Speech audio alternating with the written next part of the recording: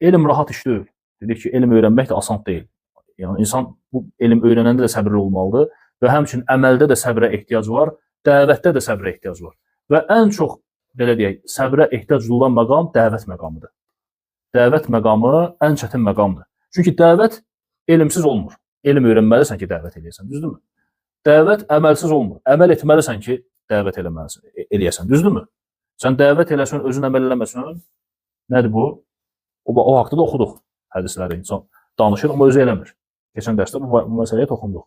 Və yaxud elmsiz, Allahın adından nə gəldi danışır. Ən böyük günah. Ona görə səbrə ən çox dəvətdə ehtiyac var və həmçinin dəvət eləyən, yəni çətinliklərə, sıxıntılara məruz qalır. İnsanlar tərəfindən. Yəni, insanlar tərəfindən xoşa gəlməz sözlər də deyilə bilər ona, onunla, belə deyək, əlaqənin kəsilməsi də ola bilər, ona qarşı boykot oluna bilər və s. və s. Söylə də bilər, döyülə də bilər. Yəni, dəvət edən şəxsi bu şeylər dəvətçiyə yəni, üz verə bilər. Və bu məqam ən əzəmətli məqamdır və səbrə ən çox ehtiyac duyulan bir məqamdır.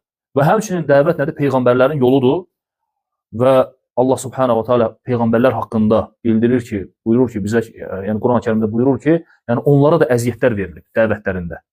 Dəvətlərində onlara insanlar tərəfindən yəni cürbəcür əziyyətlərə məruz qalırlar. Allah Teala Quran-ı Kərimdə buyurur ki, yəni səndən əvvəlki peyğəmbərlər də, səndən əvvəl göndərdiyimiz peyğəmbərlər də yalançı sayılmışdı. Yəni onları yalançı saymışlar qövmləri. Lakin bizim köməyimiz onlara gələnə qədər səbr elədilər onlar.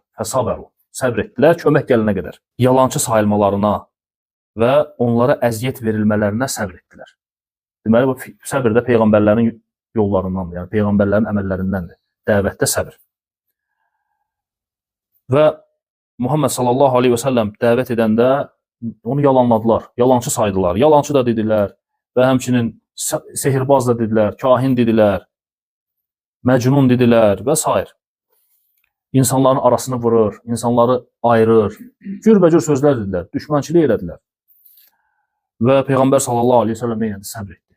Səbr etdi, dəvətində oldu. Və Allah subhanahu wa ta'ala yardımı gəldi. Və Allah Teala öz dinini tamamladı.